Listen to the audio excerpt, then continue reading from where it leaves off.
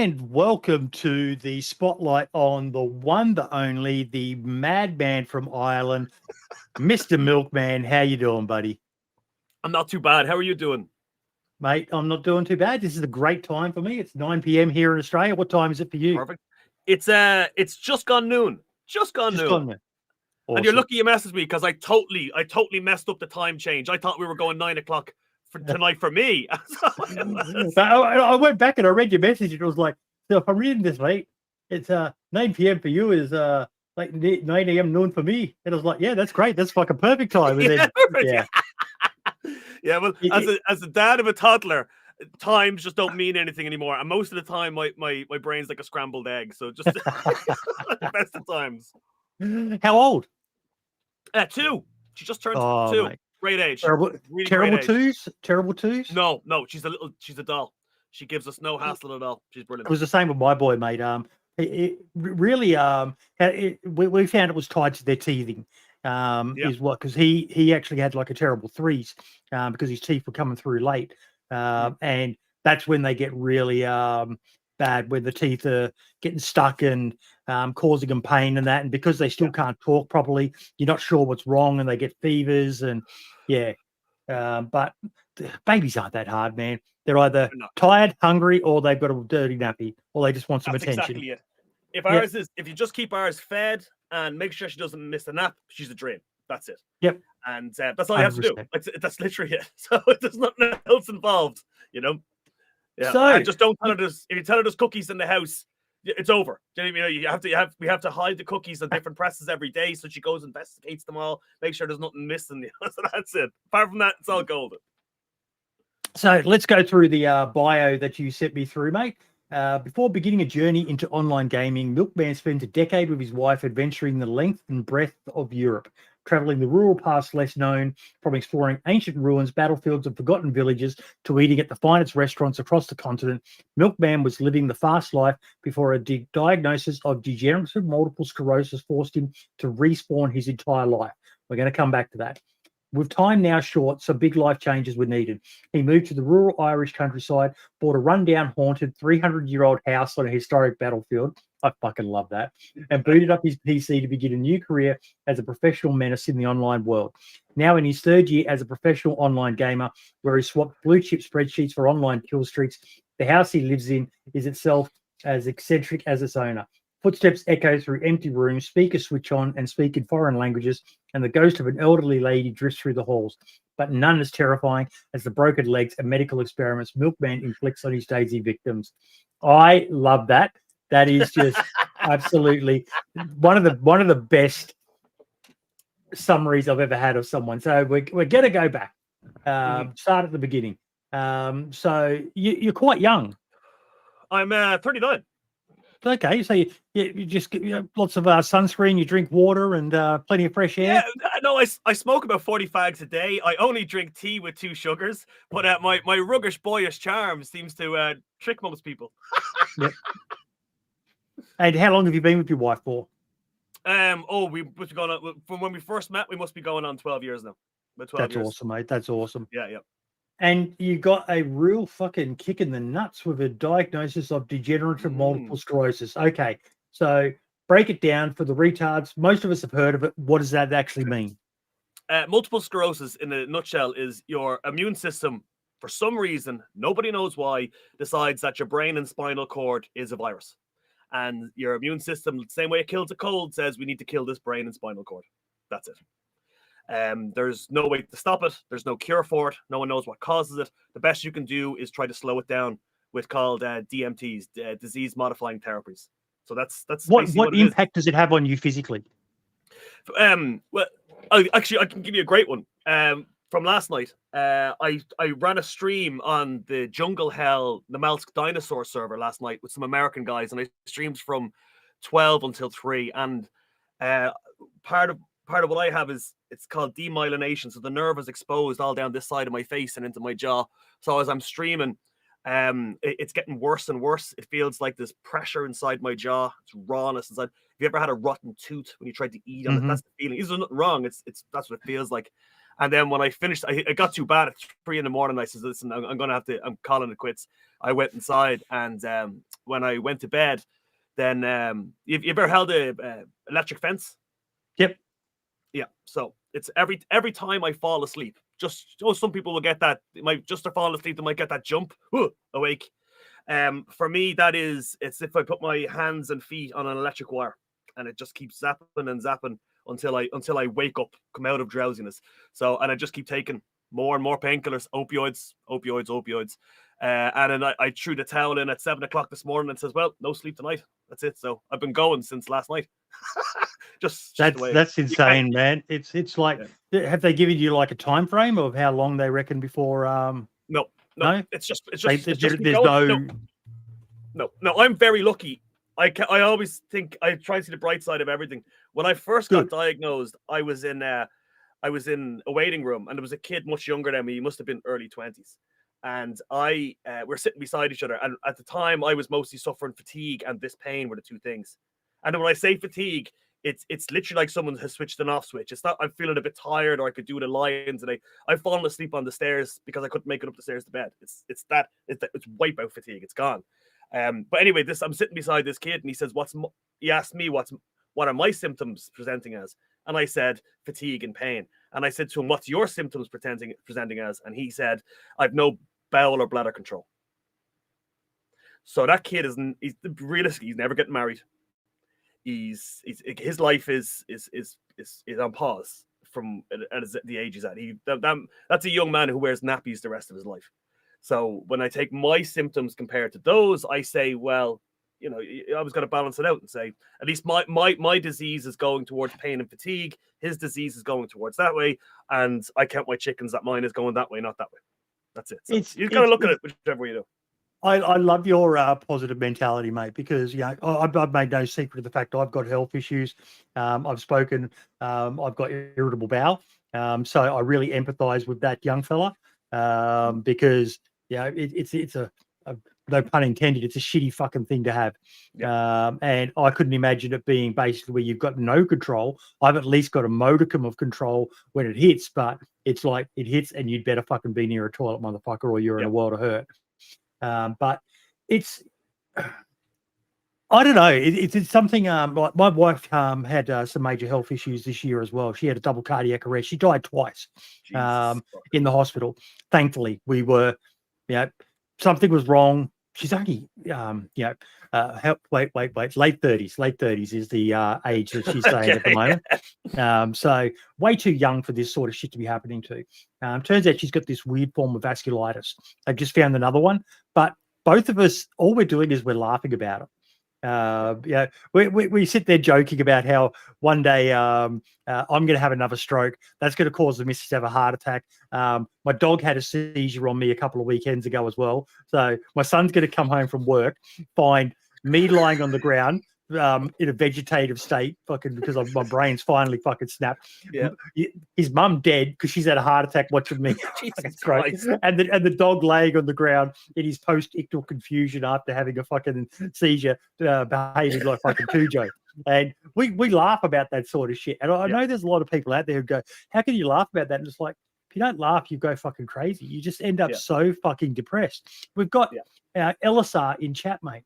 And I'm still spamming the GoFundMe for him. His wife literally is on her last legs now. It's very sad, but she had a major stroke and they found that she's got a massive tumor in her brain. So, Jesus. Two things in life are certain: taxes and death. Yeah. And if you... if you build up too much fear, go for it.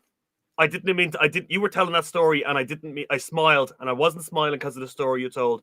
There's a guy in your chat called Farmer Will, who's an admin for the Hey Barnby, the streamer Hey Barnby for his server. Yep. And good bloke. What he said was, "That sucks, and I applaud the good attitude, mate, but I'm still not giving you unlimited stamina, Milkman." So that's what I smiled about. It wasn't about the poor fella whose wife. Right. No. Look, honestly, I don't think Elisar would take any offense to that as well, because he's an older guy as well, and it sucks when it happens. It sucks when you find out. Like, I know I'm going to eventually have a stroke that's going to leave me as a fucking vegetable, but so fucking be it. Like, I won't be able to know much about it. And my wife knows that there's a chance that she may just have a heart attack and not be here anymore. So we're just determined to live our lives to the fullest and enjoy what time we've got left, mate. We've got a holiday. She's quit her job. She's going to go into business for herself. And we're going to go on a nice holiday at the end of the year for a month around Southeast Asia and just enjoy some stuff. I love that you spent a decade with your wife adventuring. Tell us a bit about that. Well, we were Dublin. Okay. So just to caveat this, Dublin is very, very expensive property. Very, like, you're talking maybe if you want to rent an apartment, a 2-bed apartment, you could be talking up to $3,000 a month. Okay. Which is that's in euros. That's in euros, yeah. So you're talking. So that's about 6,000 plus Australian dollars a month. Fuck that. Yeah. So most people, it's because we have the big techs here, right? We have Google, Microsoft, Apple. We have everyone's here, and that's for corporate tax. But anyway, this country's too small, and there's too much demand on it, and that's why. So we didn't rent a whole property. What we done was we rented a room in a 3-bedroomed house with 2 other couples. Which freed us up for a lot of, we had a lot of expendable cash. We were both working really good jobs. I was working in a senior logistics position for a big multinational company. She's working in a very well-paid public sector job. So what we were doing was every time a weekend came in, we would just go on the internet and just look, where's the next cheapest flights in Europe? Is there anything there we want to see? Is there anything we want to go and do? And we would just get in a plane and go. Because if you're not in, like, the idea of me flying to New York would cost me maybe $1,000 each way, but I could fly to Paris for €50. Yeah, because it's all these short hop airlines. So we could wake up on a Friday morning, and as I'm getting showered to go to work, I come out. She's having breakfast, and she says, "Do you want to go to Barcelona tonight, 8:00?" And I go, "Yeah, great, let's go for it." We just get in a plane and go after work. Love it. Which is it's great options there. And if you have we were just lucky. We had the expendable cash. And we hadn't got kids, and it worked out really well. It just worked out really well for us for a long time, and we got to. I'm fascinated. I love history. I'm absolutely fascinated by more ancient history than modern history. I think it's. I remember the first time it was my brother's an archaeologist by trade. That's what he does. Oh, awesome. Well, I stream with him sometimes. He qualified as an archaeologist, and then the 2008 crash happened. So he had to retrain as an IT guy because there was no work for archaeologists. So, but he explained to me that you learned to code. That's exactly what it is. Hey, he did the meme. He did the meme. Yeah, he did, and it works. Yeah, he's flying now. More money than he ever could have made as an archaeologist. But he explained to me that 7,000 years ago. I don't want to bore you with this now, but 7,000 No. I years love ago, history, mate. Yeah. I watch. So my son just graduated from university with a bachelor's in arts, but it was all history. That was his bag through school, and we talk about it so much at home. My wife is right into it. I'm the dumbest person in my house, but I love listening to them two talk. And I'll see something and I'll say, "Briff, can you tell me about this?" And he'll fill me in on all the little intricacies. And I love history, mate. Well, in that case, the one place if you want to see 5,000 years of history, you need to go to Spain. Spain is forget Rome, forget Greece. Spain is where you want to go because it's been colonized by all of these places and before, and all the ruins are still there. I've been to Rome. I've been all over Europe. I've never seen ancient history incorporated into everyday life, like a bakery shop which is built into a 3,000-year-old house in the middle of Spain. It's just in a little village in the middle of Spain because it was a vineyard town 3,000 years ago. It's just absolutely amazing. But what really hooked me on history was my brother explained to me one day that like 7,000 years ago there was the Canaanites, and the Canaanites became the Phoenicians, and the Phoenicians then became the Carthagins. So you're now gone through 5,000 years of history, and then Hannibal decided he was going to take over attack the Roman Empire, and on February 5th, 146 BC, Rome just wiped them out. 7,000 years of history gone overnight, burnt it down, gone. And it was just, I don't know what it was, something about that everything that had built up for so long, it just disappeared. And someone new could come along, just absolutely, just blew my mind. It was like looking at the stars and trying to figure out the scale and stuff. And after that, I was just hooked on history the rest of my life. Yeah, and I absolutely love it. Yeah. My Twitter, my YouTube feed is literally conspiracies, war stories, bedtime, spooky horror, true crime sort of shit, and history videos. I'll just fall asleep listening to random history and stuff like that. I just love it. There's so many interesting things, and we're still discovering so much. Like Doggerland, that's absolutely amazing. There's still so much to find there. What did we lose when that went under? And let me ask you a question. If you're into history and conspiracies, do you think civilization started 12,000 years ago, or do you think there was a great reset by a flood? Honestly,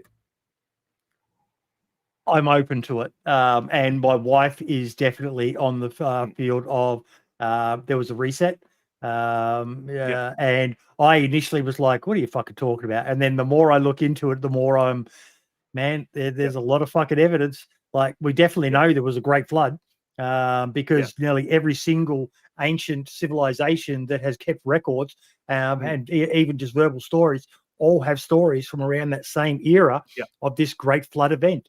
And the jury's still out on what exactly caused it. Was it global warming, or was it asteroid, or earthquake, tsunami? Who God knows. But there was a lot of shit happening. The Great Lakes in the US, when that all defrosted, and then when it burst out and all that water flooded into the ocean. And so you're nodding because you're familiar with a lot of this sort of stuff. Yeah, as well. I love all this. I love this. I can listen all day long. Yeah. What I love particularly is I love when Irish people have a thing, right? I don't know Australians who get this, but Irish people have this.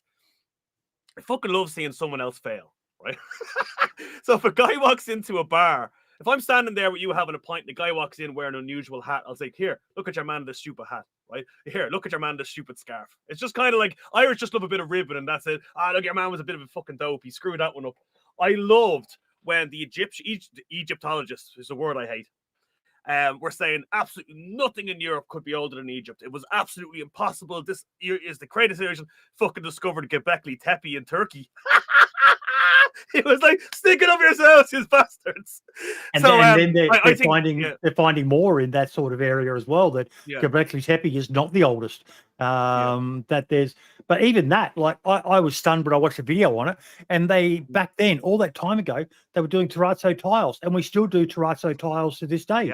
But they worked out the technology all that time back then. Look at what they're finding out about Romans with the self-healing concrete. And it's like, was that an accident? Did they work that out? There's so many amazing things in precision history. Work. See, what this is what gets me, okay? Right. Logically, we would think that people are stupid, and then they discover more and more. I do it this way. Sorry, my camera's reversed. More and more and more over time. So you learn how to pick up a stick and hit something. You learn how to attach a rock to it. You learn how to sharpen it, and they get better and better. What we're meant to believe from history is, boom, Egyptians, massive pyramids, everything. And then we got stupider over time. How did we go from living in a cave to the most amazing technologically advanced structures that we couldn't even replicate today, and then got worse and worse and worse over time? There has to be an arc. There had to be the same coming back up again, excuse the pun, in a pyramid, where we went up on one side and down on the other. So that's my take. I mean, like even the indigenous people of Australia absolutely fascinate me. 50, 60,000 year old culture, still trying to nail the exact dates in that, but very little advancement in any technological way. That's insane to me. You can make some really mean racist arguments about why, but it genuinely, it's so sad that we don't have any documentation, because I sit there and I think, how did they not, move past essentially caveman sort of era stuff? That's absolutely mind-blowing to me. Well, you have the people on the Sentinel Islands who are still like that. They're not Sentinel Islands. They don't need to. I mean, if you have enough fish and you're not getting wiped out by a natural disaster every now and then, or if an alligator's not coming up and eating one of your 3 kids every year, You don't need to innovate to go further. You got a full belly. You're warm at Yeah, night. but that argument doesn't work for Australia, mate, because there's a lot of fucking it things doesn't. here. Everything eats in Australia. I did see a great meme about Australia, and your man he opens his front door and the outback's on fire, and then he does something else and everything else is on fire, and then he puts milk in his cornflakes and the cornflakes burst into fire. It's Australia. I love it. No, but that sounded like it was an absolute awesome. So, what got you to eventually settle down? I'm guessing plans to have the bub. No, I got sick. That's really what it was. We had to sit down and reevaluate, and we said, okay, if worse comes to worse, and I can't work, and if she can't work, and we're both on unemployment, what are we going to do?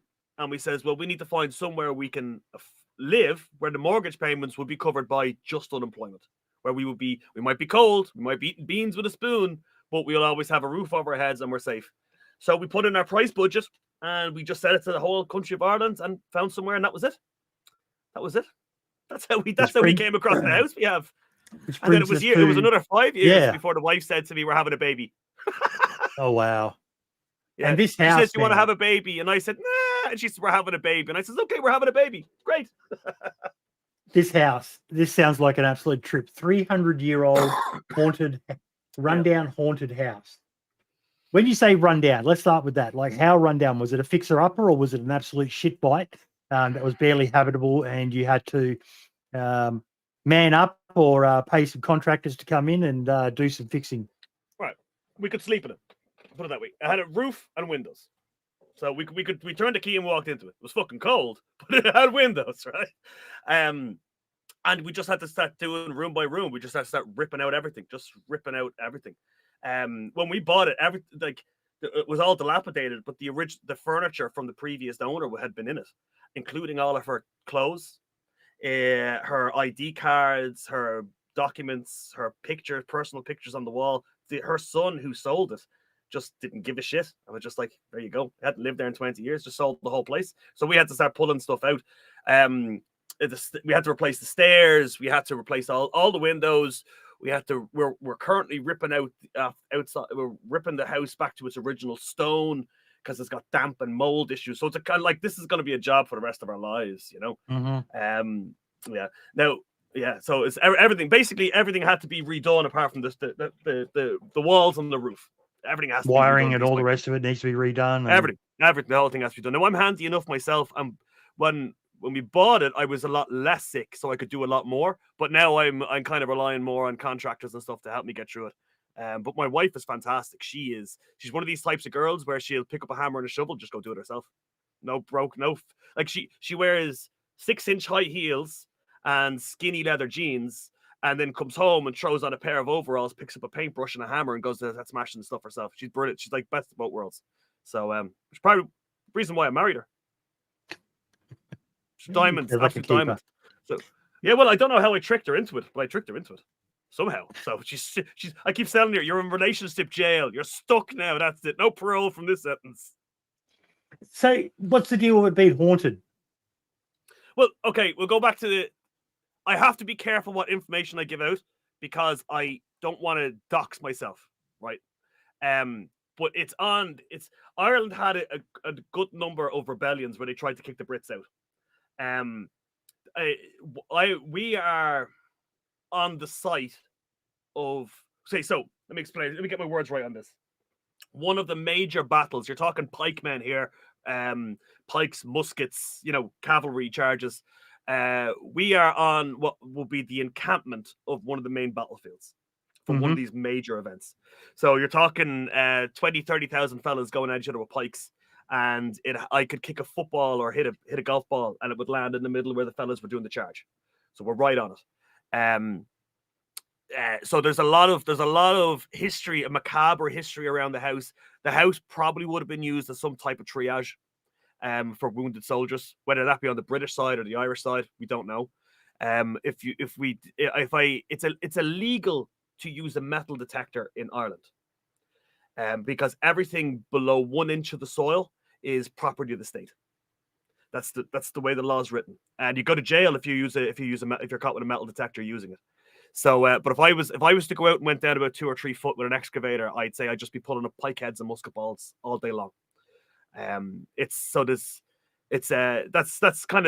part of the macabre history. Then after all that happened, direction where I'm pointing as if you can see it.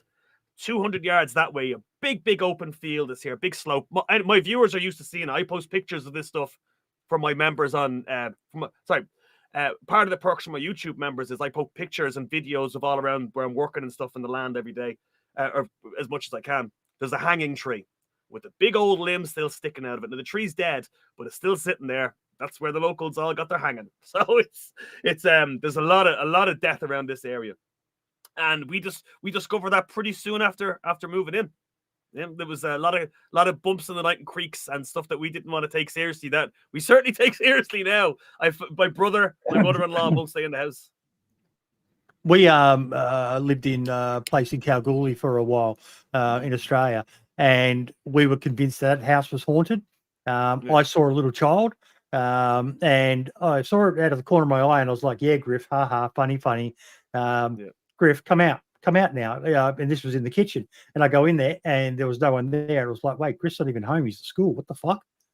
The missus was on the toilet, and one of the handles of the drawer next to her, it wasn't just like it rattled, it started spinning while she was sitting on the toilet, like spinning nonstop. And she was like, okay. But it didn't freak us out. We were just kind of like, okay, there's no malice. And we would talk, and if we had a feeling that whatever it was around, we would talk to it and just say, hey, how you doing? If you need anything, let us know. When we moved out, said bye-bye and all the rest of it. We had no negative things for us. Yeah, negative. Not sure if it was anything. Yeah, there might be some weird unknown science that explained why the door handle was, or the handle to the drawer was spinning. Yeah. But yeah, it just, I'm not 100%, but I'm open to it. Yeah, and I've heard too many stories about, especially somewhere where you are, where something happened of such massive scale that there is that argument. Did it leave an imprint, some sort of spectral energy, whatever behind that causes things to happen still around that area? Well, the other thing is we're about a 10 like this area is just flush with ancient history. We're about a 10-minute drive from, obviously, Halloween. It's the month we're in. Halloween started. The original Halloween started 10-minute drive from where I live. It's a hole in the ground. It's a gateway to hell. That's what the story was. And from there, it spread out across the world over a couple of thousand years. But they used to go down, and they'd have to light fires at the gateway to hell, and on what we call Sauron Halloween, to stop demons coming out and attacking people. That's what they'd have to go down and do every year. It was a huge festival. And it's then the pagans, when we got Christianity moved in, they had to keep they kind of bastardized a lot of the original festivals. But you can go down and do the tour. It's a 10-minute drive away. It's a hole in the ground. It looks scary as fuck. You can Google it. So there's a lot of ancient history here, which is nice. And the area even kind of looks like a Witcher setting. The lads will tell you when they put pictures up, it looks like the Shire during the summer and something from the Witcher during the winter. But when we always makes me laugh. We get a lot of people here in Australia say, it's fucking American shit with Halloween, and because we celebrate it over here now, and it's like, you're just showing how fucking ignorant you are if you think Halloween is Americans. Yeah. America just commercialized it. That's all. Halloween is a British, Celtic, Irish festival that is very strongly tied to even us here in Australia with our roots. But America's just commercialized it like they commercialize everything. But that's one of the things they do well. Well, around here, like the old bachelor farmers still take all their old superstitions really seriously. So what we would know now is they call it a fairy ring. When you have a tree when you have a dead stump or something like that, or a dead biomass in the ground, it will grow in a ring of mushrooms. They believe that how much they believe it or not, they still won't cut over them with tractors. They won't take the chance. It was ingrained in them since they were kids. Leave it alone. Stay away from it. Don't fuck with shit you don't understand. And there's a lot of superstitions like that still around here. I mean, you're talking men in their 60s. These are big, burly farmer men driving their tractor all the way around a little row of mushrooms just in case. which is, I find that stuff fascinating too. But anyway, so you're asking me about the hauntings in the house. I completely changed the topic. That's all right. We were never. Well, one of the reasons we really liked buying the house was when we bought it was, when we walked in, we just got this warm feeling. The house was just nice, even though it was in shit condition. It was just a really warm, welcoming feeling when we moved in. But like we were only here a night or two, and we were in bed, and we heard footsteps coming up the stairs, and the dog. We only had one terrier at the time. The terrier jumps up on all fours on the bed and starts growling. And the footsteps get closer and closer and closer. Comes right to the bedroom door we are. They just stop. Terrier just settles down again.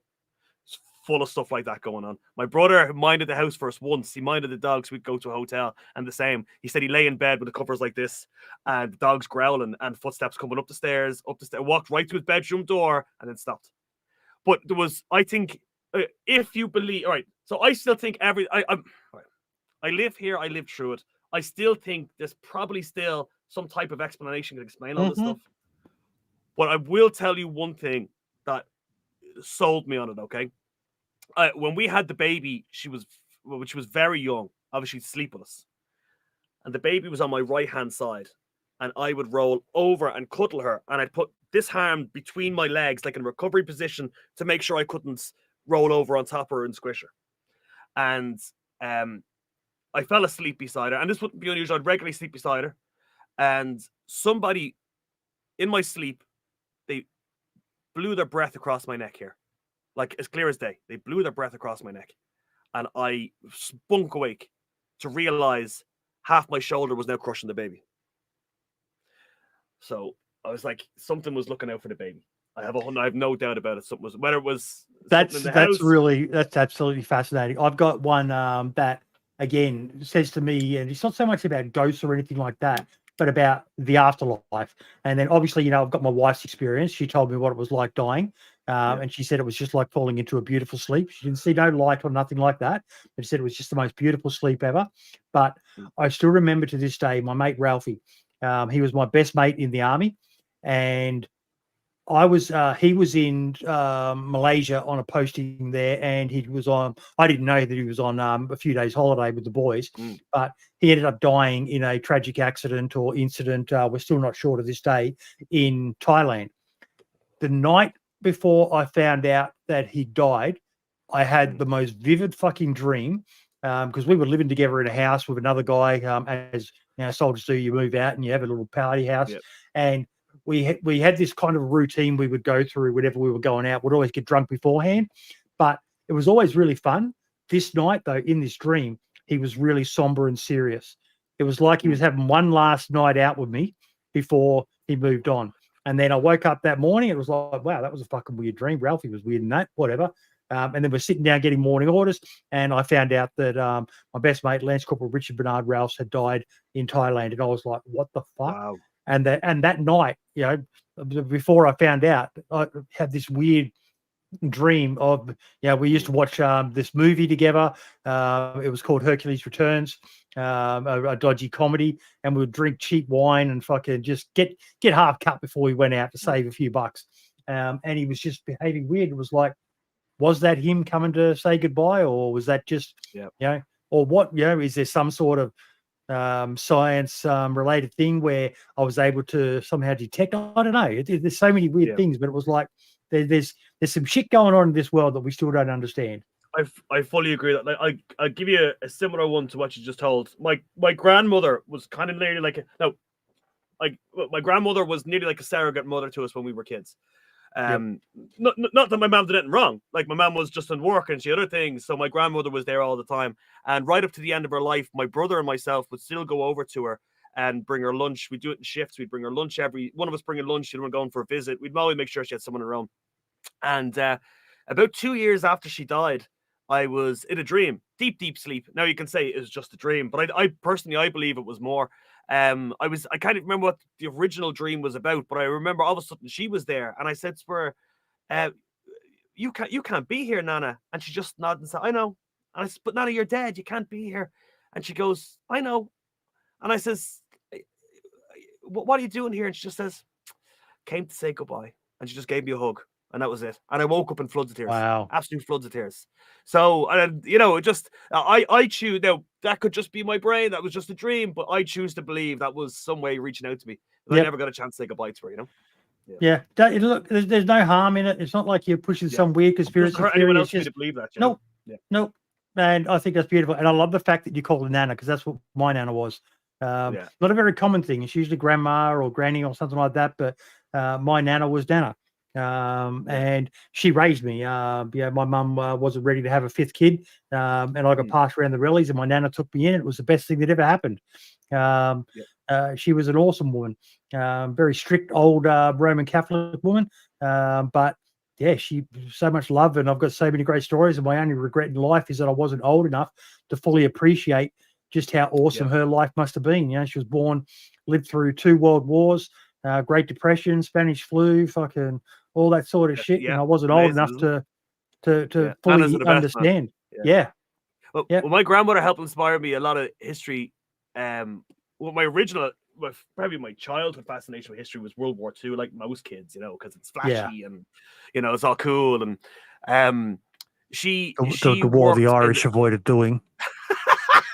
We won't talk about that. Hey, you suckers got roped into fighting someone else's. You don't even have the same side of the planet, you bozos. But she had a makeup box. I thought you were a student of history, mate. Never heard of fucking Japan on our doorstep? The Japanese were just out for a picnic. Don't be worried about the Japanese. It's not like Germans. That's what it I hope there's no fucking Koreans listening. Oh. Hang on. Lord Riggs, something I say that I had said to me is the pain you feel at the loss of someone is something that you should take pleasure from, because the more painful it is, it just means the more you love that person. So I agree with that. I can 100% guarantee that the pain will pass, and you will eventually look back and you'll smile. Maybe you'll have a tear or two, but yeah, I give you nothing but love, my friend. Grandparents are very special, very, very special. So all the best, and a big hug for you right now, buddy. That's really sad. I'm sorry to hear that, mate. Now, Milkman. Sorry, my grandmother. Haunted house. You had the dream. Oh, yeah, you were saying about your grandmother. Sorry. I wanted to share this one thing about my grandmother. When I was a kid, she'd take down her makeup box, and she'd take out this metal. It was about this piece of metal about the size of this, and it was slit right down the middle, right down to about where the lighter is, right, about that size, and it weighed nothing. It was like air. It was nothing. And what that was an aluminium rivet from a B-2 bomber she stole off the production line when she was making them, and because of the slit, she used to use it for rolling her hair in her teens.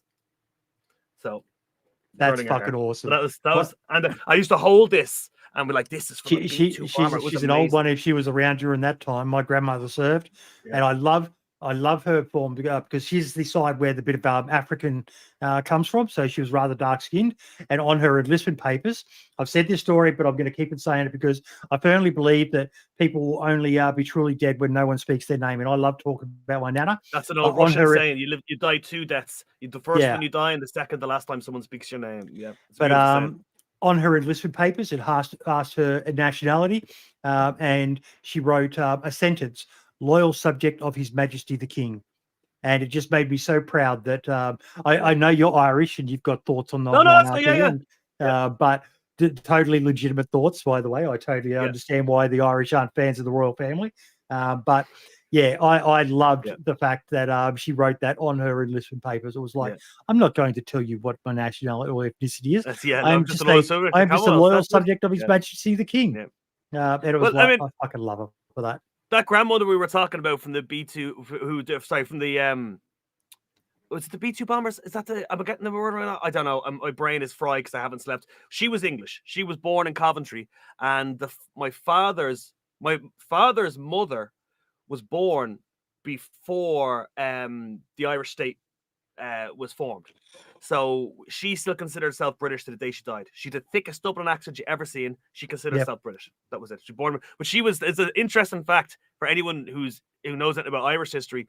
She was in her mother's arms as a baby, selling flowers on the street when the British charge of the Light Brigade happened at the GPO. The rebels took over the GPO. the general post office in Dublin, huge ancient building, and they were selling flowers when the cavalry charged, and the boat the Helga came up the Liffey and started shelling, and they all grabbed their kids and ran. So that's just a fantastic piece of history. I thought, it was just, Dublin was a lot smaller then. Everyone was involved in it, so it was like, they probably ran up most streets with horses at the time. But that was just a nice story. But go on, sorry, I'm taking us way off topic here. No, I love this. I love this. This is literally what I tell people is whenever we do, and thank you so much for subscribing on YouTube there, Lord Riggs.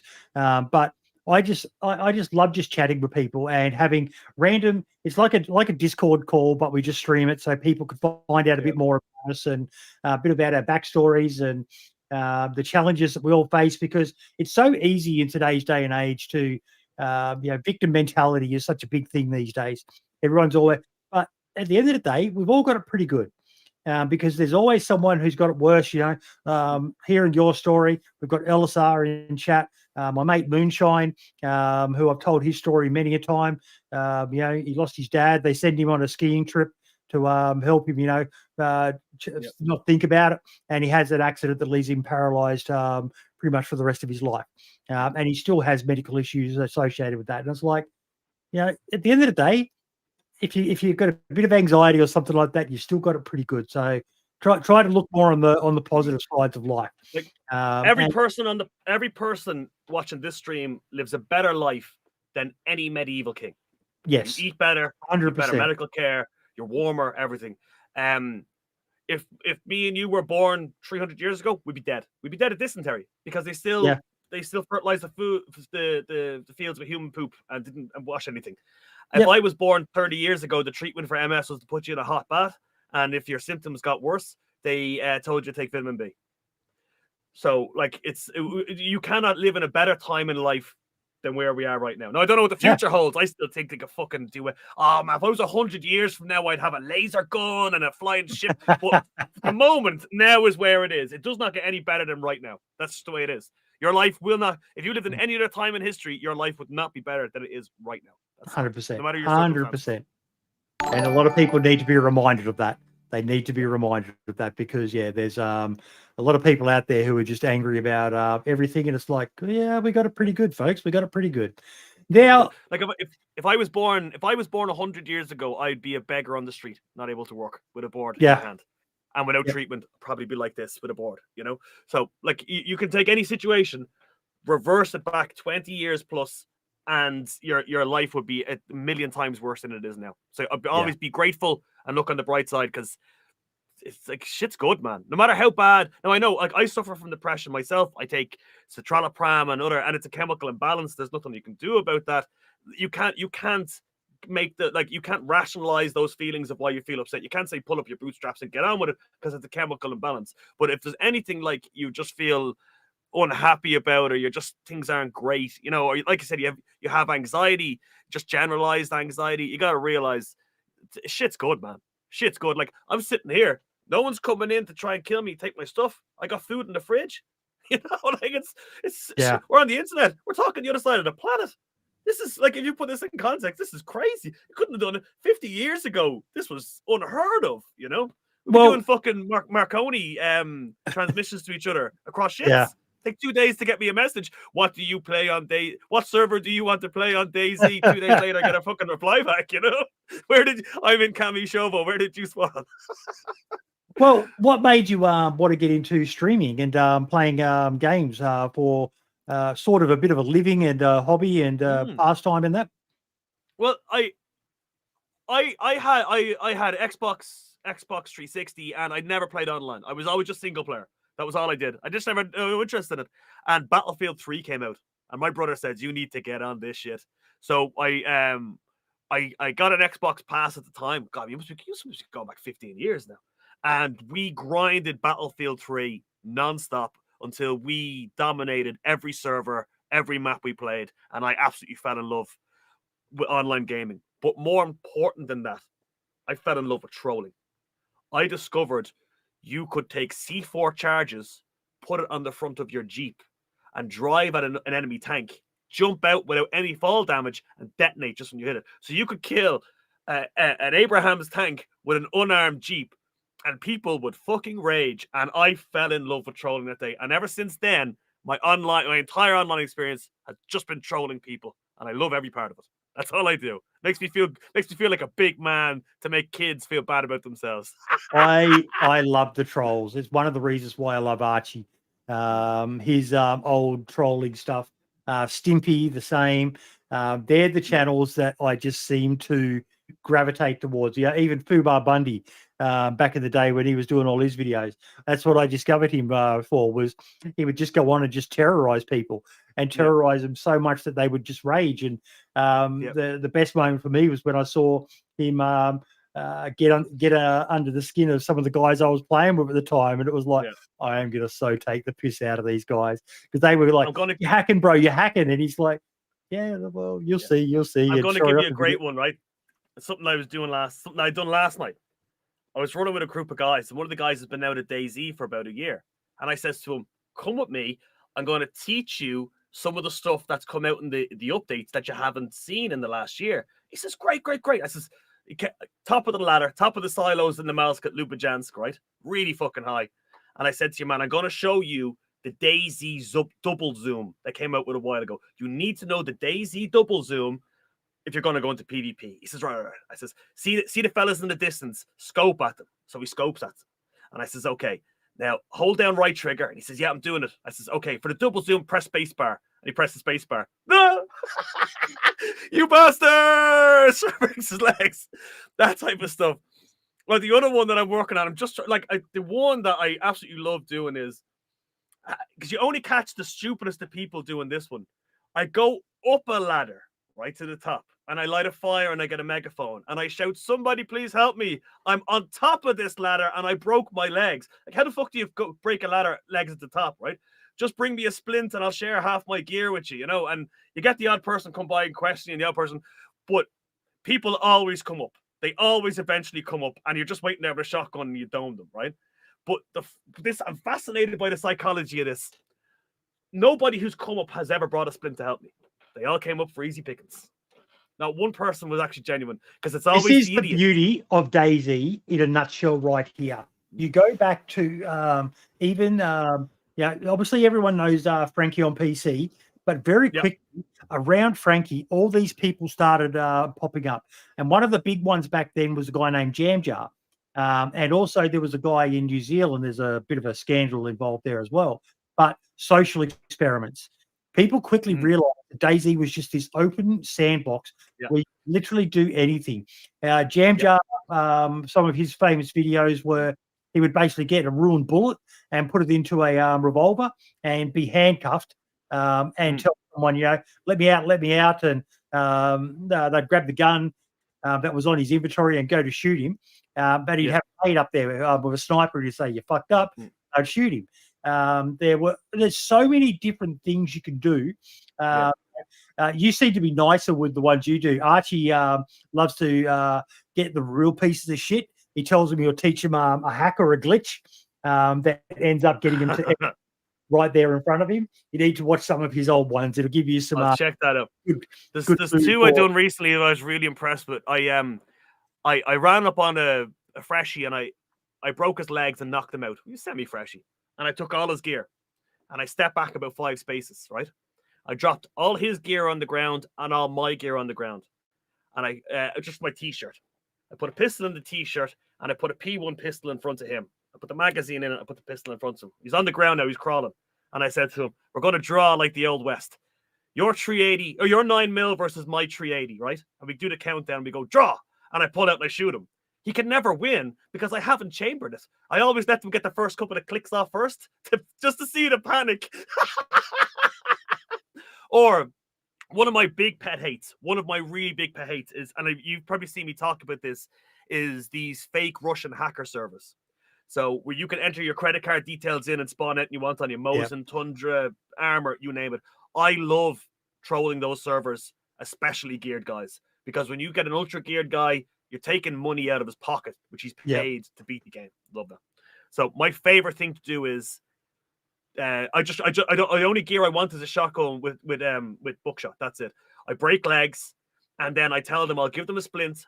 All they have to do is tell me Vladimir Putin wears women's knickers, And you have never seen anybody rage as hard as a Russian when someone's insulted their glorious leader. They get so mad. They just can't handle it.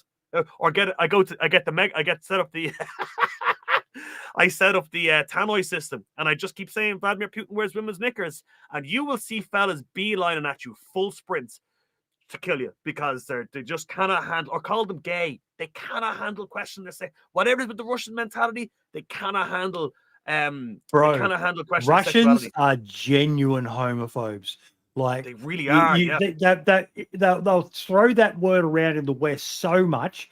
Yeah. But it's not. If you want to see genuine homophobia, you look at, bro, they are fucking evil when it comes to a gay man in that fucking country. Like, literally will physically punch on with them just for walking down the street. It stunned me. And it's like, it's a bizarre culture though. Like, I'm very heavily. It's a great culture. I've been to Russia on holiday, and I love the country. It is. They are a beautiful people, but they're just very backwards in some ways like that. Yeah. But we went from we took the Trans-Siberian from all the way from Mongolia all the way through to Moscow. We went to Vladivostok. We went to St. Petersburg, Yekaterinburg, Irkutsk, Lake Baikal, if you know of that place. The missus and I, we've got a video of us doing a shot of vodka from the ice. Our guy drilled a hole in the ice and poured vodka into the hole, and we sat there with a straw and gave each other a kiss, and then did a shot of vodka from the ice of Lake Baikal. Just fucking. But the people are lovely, mate. So lovely and friendly, and but literally, like we landed in a plane, and I remember being absolutely stunned. Everyone just started applauding, and I was like, Did we miss something? Was this like an emergency or something? The Irish do that too, yeah. But one of my Russian mates said, no. He said some of them literally is still for them as like black magic. They're applauding because they survived the flight, and it's like, wow, like because we were all just looking at each other, going, me, the missus, and the son are like, why is everyone clapping? We just landed. This is normal. No, not for them. Very different society. Bringing us back to spirituality, and just a bit of a loop around as a segue, and going the more east you go from Europe, it does get very backwards spiritually. Yeah. My barber, he's a nice kid. He's like 19. You can see he does a shit job, but you know, no one's perfect, right? He's from Hungary, but he's from back of nowhere Hungary, right? Real rural. And his whole family moved over here, and his mother had a stroke. And in the bed, her obviously face went lopsided and she was starting to foam. They didn't call an ambulance. He told me this. They started doing exorcism ritual over the bed because they thought she was possessed. That was where their mind went to first. That's and the further east you go, the weirder and weirder it gets like that. The weirder and weirder and they get deep into it. Like, you see those horror movies about the cults, what the Romania with Hostel and all type of stuff. It gets fucking weird. Romania's got some weird fucking history. They got some weird fucking history in Romania, Yeah, the more rural you get in these European countries where there's no income, these massive countries like Spain, well, we call them massive countries. They're nothing compared to you. But like Spain has a huge problem with Satanism. Huge problem with Satanism when you go into the inland of Spain. And I knew a young priest that he said to me one of his biggest challenges is making sure that people don't steal the Eucharist to use in rituals. And that was fucking crazy, you know? It's huge. You get a lot of black magic, a lot of forget that Wiccan teenage girl stuff. You're getting real sacrifice stuff more into the heartlands of Russia, you know. And could you only imagine the shit they get up to in Siberia out there, you know? But do you mind me asking real quick? My guys are going to be sick of me talking about this, and if you don't want to talk about the topic, that's absolutely fine. Do you follow the Ukraine war much? Yeah. Do you follow? Yep. Been following it, and it's very. It's for me. It's been very soul crushing, seeing the sheer glee that people are having of watching people kill each other. That for me, I had this. Probably one of the stupidest things I've ever thought was that people need to see more violence to realize just how bad it is, and maybe that will turn them off. But no, all it did was turn them on. One of the most disgusting things I ever saw was the whole buy a bomb and we'll send you the video of us killing a Russian with it. Yeah. And it's like, okay, I get it. You know, the Russians are the bad guys in this war, but that's still someone who is probably that poor that this is the only job they could get that would give them. Yeah, there's some fucking nutters who are, you know, like you said, you're running into them on DayZ servers and all the rest of it. But for the most part, a lot of these people are just people who that's their job. And they've either been brainwashed by their government to believe that what they're doing is right. But essentially, you've got people who are ethnically the same, killing each other because politicians can't do their fucking jobs. And that really saddens me with just how terrible the things that are happening in that war are. Well, I listened. I'm very heavily invested. I have a family member who's in Donbass at the moment fighting. If I wasn't married, I would have went myself. To be honest, I would have done. I felt really, really strongly about the Ukraine war. We've done a fundraiser ourselves after they hit the children's hospital. We raised over €1,000 for it, which is not bad for a small channel. And my brother said whatever we raised, he'd match, which was great. He also promised the biggest donor, he'd give him free nitpicks. He never followed through on that one in the end. But like it's for the Russians go, the Russian army, like there's mass it's embarrassing for them. Sides. It's embarrassing for the Russians that they haven't managed to. They can't take one county in 3 years. They can't take one county in 3 years. But like I follow the SBU phone calls very closely. This is the intercepted Russian phone calls back home, and they're sending the dregs of society. They really are. They're it's old alcoholics, people who have disgraced their family. Like you're on the phone to the mother, your man saying, "I don't want to be here," and the mother saying to him, "Well, listen, you know, if you shouldn't have caused all that trouble with your sister and your father and your uncle. You've been doing this for 20 years. At least this way, you've helped the family with 80,000 rubles. You know, we got treatment for you." It's a really, and I was watching a BBC thing the other night. I came up on the phone. It's about a new drug that's in Moscow, and it follows these 3 teens around as they're doing it. And at the end, the girl has been sent to prison, and the 2 lads were sent to prison and took the option to sign a contract and go fight in Ukraine. These are hardcore heroin injected drug addicts. And it says contact was lost. First guy within 4 days of getting there, the other guy lasted 16 days. No one's heard from them since.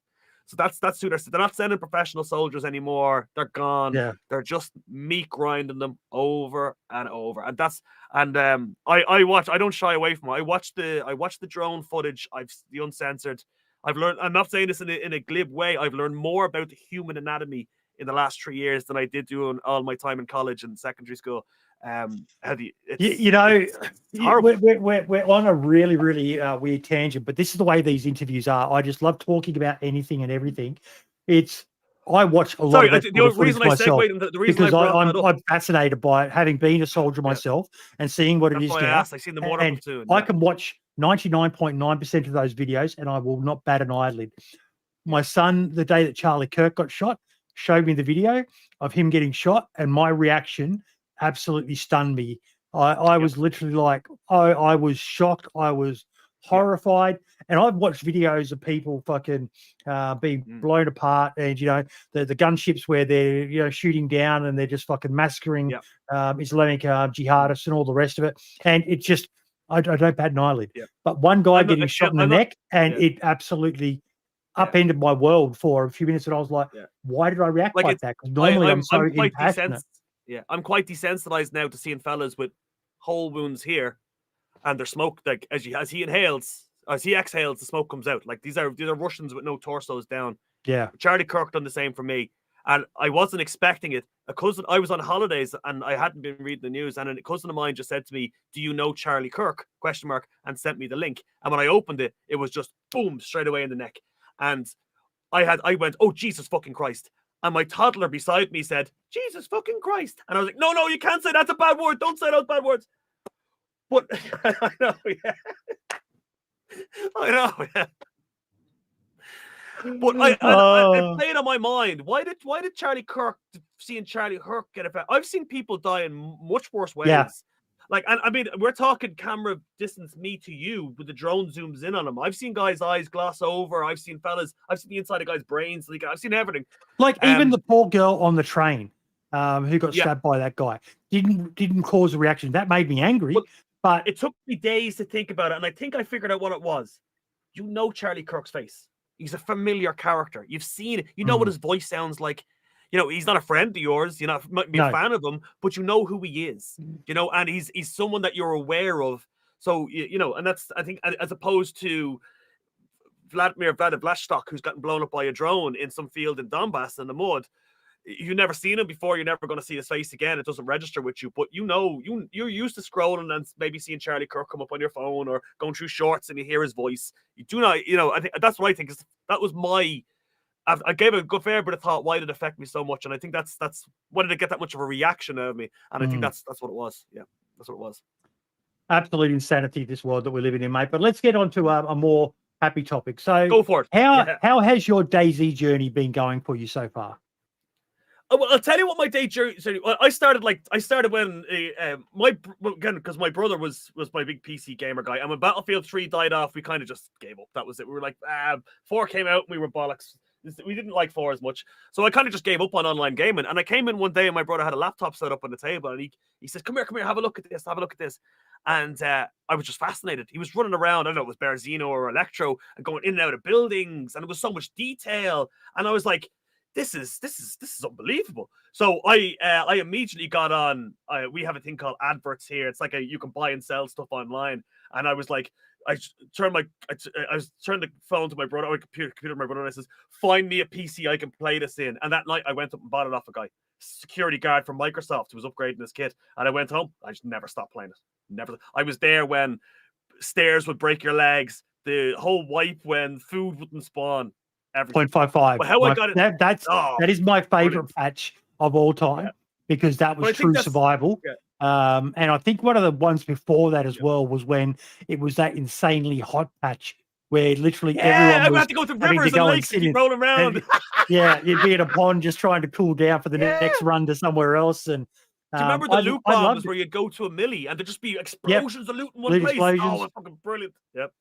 But that was my days. So that was like how I got into DayZ, and I've just been obsessed with it ever since. And then I was not really interested. Actually, I wasn't interested in the streaming, but I was adminning for at the time was quite a big modded server called Risen, Rizen. And that's how I met guys like Hey Barnby and all these fellas. I was the community manager, so I would get in touch with them and say, "Listen, do you want to do a really special, unique event?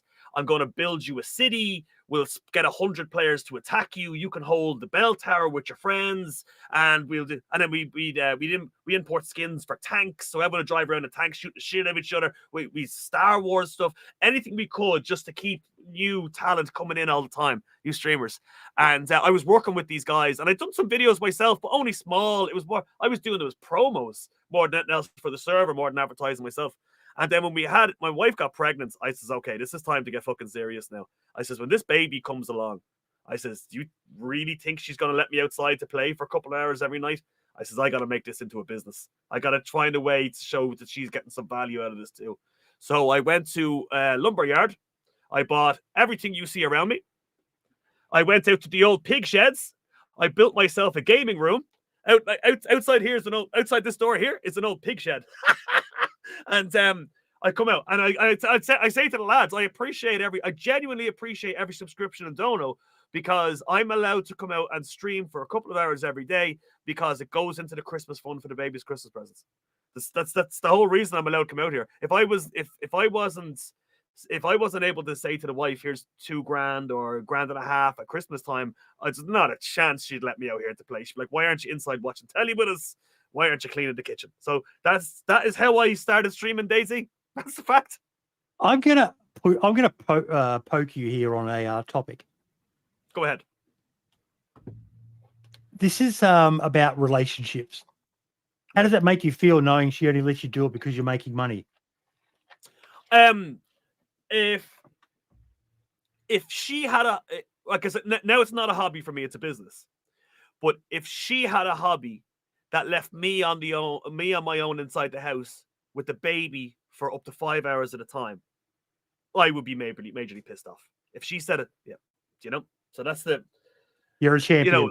You're a champion. I deliberately worded that so that it would seem like I thought that was bad that she does that to you. But I 100% fucking respect you for that, mate. Yep. Because you're basically saying, I want to be able to still have this thing, but I need to also think of my family, of my wife. So this is a way of me contributing and getting to do something I enjoy. So I 110% respect that for you. And we need to see more of that. People not being so fucking selfish when they're in a relationship with someone and realizing that, you've got to be thinking of your partner and your family as a priority. And I cannot respect you more, mate, because that's fucking awesome. That is awesome. Thank you very well much. done. That's a fucking good attitude to it. Well, I mean, like we've structured our family unit that everything is about the baby, my wife, and myself. As it should be. As it should be. Even like I'm something I don't talk about a lot on stream is I'm a prepper. Smart man. Yeah, firmly believe it's something potentially. We've had solar storm. There's a huge solar storm that just missed us again. We could go back to the Carrington event. There is so I hated that show, Preppers, and all the rest of it. Oh, it's so shit. They'd always find these fucking retards who had the most obscure fucking thing, and it was like, no, be prepared for everything. Be prepared for everything. Something one day is going to happen. And what he's talking about with the solar storms, look at that one that happened in the late 1800s. If we have something that happens like that now, society is fucked. There are not enough transformers, I think it is, in the world to replace them all that will need to be replaced. It'll destroy nearly every single one of them. And then it's going to be a case of, well, we know there's certain countries that have got a lot of them, but countries like Australia, countries like Ireland, we're going to be on the island, maybe not because you got Google and all the rest of it. They probably got some good contingency plans in that. But there's a lot of countries that are going to go to fucking majority of Ireland runs on import. Real quick. We have no natural gas or oil. We need all that to run our generators. But the other thing, what doesn't worry me about is the event itself. It's what happens immediately afterwards. Yes. For example, we just talked about Ukraine and Russia. Vladimir Putin has made no bones that he wants to regain the glory of the Soviet Union in size. He has 190 million civilians. If technology goes down, he'll give his fellas pikes and send them back into Germany. We're going to take back parts of Germany. We're going to take back Poland. A lot of places out there want their empires. A lot of headbanger dictators, and then you're going to have a lot of headbangers that are going to come into power, who are going to want to take place. So your neighbor, we talk about a neighbor of ours. I won't mention his name, but we use him as a test case. He's the nicest fella you'd ever meet in your life, the absolute nicest fella. But my wife and I always say to each other, if civilization fell apart tomorrow, what would he do? If his family's starving, would he come down? And he sees our stove going, he can smell bacon on the stove, and his family's up there starving. If my family was starving, I'd be up there taking his shit. So, but the reason that I brought into this, everything's about me, wife, and the baby. I used to prep for me when I was single, and then I got sick, and then I stopped prepping for a while, and then we had the baby, and I started prepping again big time. But I only prep for 2, because when my medicine runs out in 30 days, I'm dead. So without my medication, I'll F11 within 2 days. It's just the way it is. It's just the pain gets that bad. So I have everything. I put a fair bit of cash into stock and stuff for the wife. Shoddy, water purification tablets. I got enough food to do them for maybe 90 days. In freeze dried, they could probably stretch out to 180 between them in 6 months. So like that is something I do. That's probably the most selfless. Well, it's not. It's not selfless. It's selfless because I won't get to use it myself, but I get the satisfaction of knowing that if it's ever needed, they'll have it. So now kind of so it's a really like you get that argument. But that's kind of how everything I do really in my life is about my wife and daughter. And even when it's not about the money with the streaming to help out with the family, I like the idea that I'm leaving recordings of hundreds of hours recordings for my daughter to listen to me. Because if I had 100 hours of my grandmother to listen to me, I'd be listening to them all the time. Yeah. So she mightn't have a dad walk her down the aisle. She mightn't have a dad when she finishes secondary school. So I'm leaving something that she can experience of her father, if that makes it. I'm getting them welling up a little bit. No, I 100% get it, mate. I 100% get it. I don't know whether I'm going to be here tomorrow or whatever, but I take a little bit of solace in knowing that as much as they'll probably look and go, oh my God, he was so cringe, that my grandchildren, great-grandchildren, there's a lot of videos of me, so I'll get to know a lot about me. I'll have to listen to a lot of bullshit and cuss words and all the rest of it, but they're going to get to know a bit about who their pawpaw or their great pawpaw or whatever it is was like, because all this is out here forever. Yep. Well, that's from that somber note about families and the end of the world and fatherless kids. Let's pick another topic. Pick something a bit happier. Well, we'll go back to DayZ. So, when did you decide you wanted to actually? We'll do a quick toilet break. Grab yourself a fresh drink or whatever, and we'll come back and we'll start talking about DayZ. We'll be back in a minute, folks. See you in a second, brother.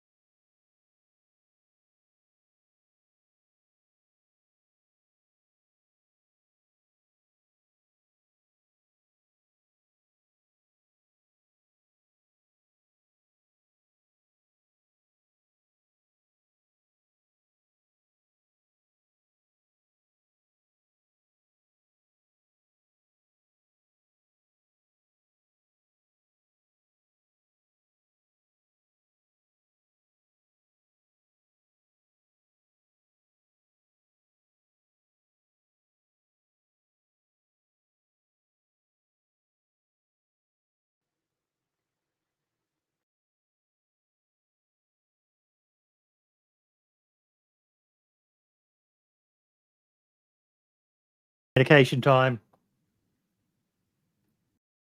No worries, Ill.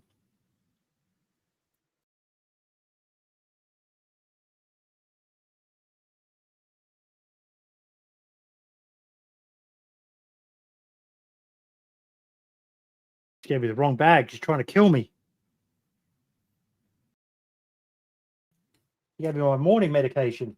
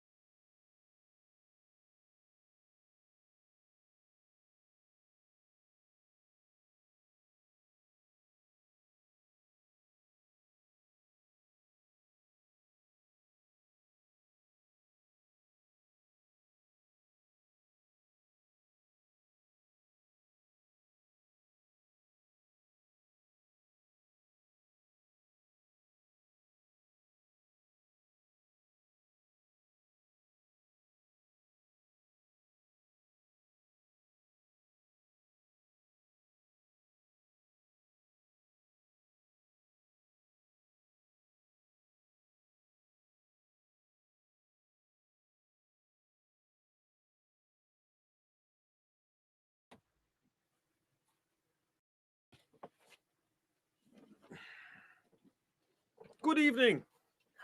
It's the Milkman show now. Hey, I've got a question. Take this over. Milkman. Here, you start asking me questions and I'll start filming. If the government owns everything, if the government owns everything that's 1 inch below the surface, what about the potatoes? Potatoes. Well, see, you can grow potatoes in a bag, so you're not too bad. But anything of value found below. So what happens is, let's say you find a Celtic brooch, and just purely by chance, you accidentally turn it over while you're turning soil. You have to ring the archaeological museum. They will send out an expert who will value it. They'll take it away. Then they apply that value in tax credits, which will follow you in rollover years. So if you find a brooch, they value €1 million, you now have €1 million of tax credits. You can earn up to about €3 million without paying any tax. That's the idea how it works. A 30% tax rate. So that's kind of interesting. So it's not really they're just saying, no, you'll never get to see anything of it. It's like, I actually don't mind that. I don't mind that because that's making sure that treasures don't get lost to the black market or things like that. And I think it's not. One thing Mate. I find, which is the one thing I disagree with on it is, regardless of how insignificant it is, because my brother had worked in the museum, he told me when they find most brooches, they find bone pin brooches, they just go into a box with about 5,000 other ones. They'll never see the light of day ever again. So they should let you keep stuff like that. They should have a grading system and say, okay, this is grade F. We've got so many of these things, we don't need to be keeping them anymore. And obviously a grade A gold embroidered brooch needs to be put in a display case. But for something to sit in a box that got dust, never going to be seen because they've got thousands more of them, is I think is a bit rough. Could be a family heirloom for the rest of your life, pass it down. But anyway, that's my take on it. But then again, I want the money. I'll take those tax credits. Give me that money. Yeah. So DayZ, streaming it. What made you want to get into it other than for that side of it? What made you think that I can do this? People I play with had said to me, because what people see on my streams isn't an act. I am that talky and energetic the whole time. And people I had played with always had two options. They always said to you, would this guy ever shut the fuck up? Or they said, you should stream. You should stream, man. And I done a run with Hey Barnby. He invited me along. And some of his viewers seemed to really enjoy it. And after that, I says, maybe I should give this a go. But I'll never forget the first stream I ever done. My hands were like that. I sat down and it was a 40-minute. After 40 minutes, I was sweating. I says, thanks for watching, guys. Good luck. I closed off the stream. But yeah, it's I absolutely I love streaming. I absolutely love it. And I love it for reasons I didn't think I would love it. I love it because we have, and it's not even me who's built it. The community itself has built such an amazing group that I actually genuinely call close friends now. Yeah. Some of the guys from the original, like I know a lot about people's lives. I know about, like, how can I explain this? Okay, give you an example. We flew to Scotland last year for holidays, and I said to the wife, I need to make a stop. Right, so we got in a taxi, and I told your man to take me to an art gallery just outside Glasgow, where one of my viewers, Altronics, runs his own art gallery. And my idea was to burst through the door and say, "It's me, the Milkman!" After never meeting the man before in my life. It turns out he doesn't fucking open on Tuesdays. Is that fucking sad, isn't it? Did you take a photo at the front of it just to send it to him and say, "You missed out, bro"? A little carton of milk. Well, but like that's my plan. I got a husband and wife couple in England. They're Spanish. They live in England. I would consider them close friends. Now, really close friends. Undoubtedly, I'm going to meet up with them. I think we're going to be in each other's lives. Even if I stop streaming tomorrow, we're going to be in each other's lives for a long time. They get on well with my wife. I get on really well with the two of them. I got Skid Frog in Canada. I know what he does for a living. I know where he works. I know his kids' names. I got Count Otto from Wales. I know loads about him. I got Lieutenant Dan in California. As soon as that in the news comes up about fires or riots, I'm straight on the phone. Does he have new legs? See what? Yeah, that's the joke. He has fancy legs. That's why he calls it Lieutenant Dan. But like, I got Gallagher, a new guy who got to join me from Scotland. They're just there's so many people, and we all get to know each other, and we're all there for each other. We back each other up. It's just it's really nice. I got Jose in Portugal. He's about the same age as us. He's got dodgy lungs, so when the fires are over there, we're all checking on him, making sure because his asthma was playing up that he was safe. And we've got that little click, and that's why we do the community runs once a meet. And it's such a global mix as well. It's one of the things I love. Really is, yeah. I've got people I call genuine friends in Argentina, in Brazil, in the US, in the UK, in Ireland, in Scotland, in Southeast Asia now with the lovely lads from Asia Vanilla. Shout out to my boys. I love it. And then there's another guy there that I know so much about. He's helped me out, Elisar, with getting pottery for my missus, or China. She loves this Wedgwood stuff, and I had to get some shipped through Thailand, and my boy hooked me up. Had it shipped to him, and then he shipped it on to me, and you make some good, genuine friends. Yeah. Through a fucking video game. When my wife and I go on vacation, when she picks a location, the first thing I do is I go through the list of all my subscribers that I get on well with, and I see, does any of them live within an hour's drive? Could I just take an hour and just pop out and meet them for a coffee in a coffee shop and have a chat with them and come back home again, Now, obviously there's some fucking wackadoos that are so to me, and you guys know who you are, and I'll never meet up with you fuckers. I'll end up in a basement locked in a box or something. But at a core click community, like 100%, I think I'm gonna spend however long as it lasts. When we go on holidays, meeting up with people just for a coffee somewhere and just having a chat. Or how have you found the content creator community to get into? Two sides. People aren't going to like this.